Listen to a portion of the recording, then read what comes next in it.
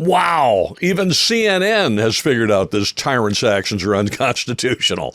Watch this. Has any law enforcement officer in Albuquerque or the county actually enforced this yet? Well, we haven't issued any civil penalties, but that doesn't mean that we're not and that we don't have the ability to do that. But that's a no, right? This is the pushback I get from every single, well, it's a no this minute. It's But disgusting. we also have, Governor, the Constitution of New Mexico and the Constitution of the United States, and you're an attorney. Do you think you're on solid constitutional ground here? Well, we're going to see. I mean, look, I wouldn't do it if I didn't think I had the right. I have the right. Where is the right? Where is the right? In the state of New Mexico. Public health, it's a suspension. It's not a ban. So the Bruin case in New York, right, that deals with concealed carry, and cases in Texas that say you can be a drug. And that's actually, Governor, what I'm talking about. You bring up the Bruin case. The Supreme Court last year, let me just ask you this, because the Supreme Court last year totally changed what we're allowed to do, what you're allowed to do. And they said, unless you can base it in the history and tradition, you don't have grounds to do something like this. The New Mexico Constitution, I looked last night, Article 2, Section 6 says this, quote, no law shall abridge the right of citizens to keep and bear arms for security and defense. No municipality or county shall regulate in any way any incident of the right to keep and bear arms. Are you not in violation of both the U.S. Constitution and your state's Constitution?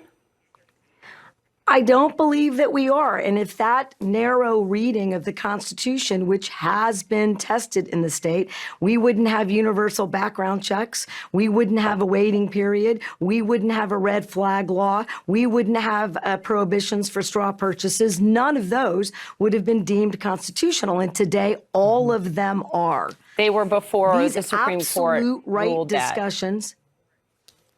To law-abiding citizens, gun owners in your state, I think they're wondering this morning, is this more about making a statement than about enforcing this? I want to play for people an exchange you had with a journalist at your press conference last week. Here it was.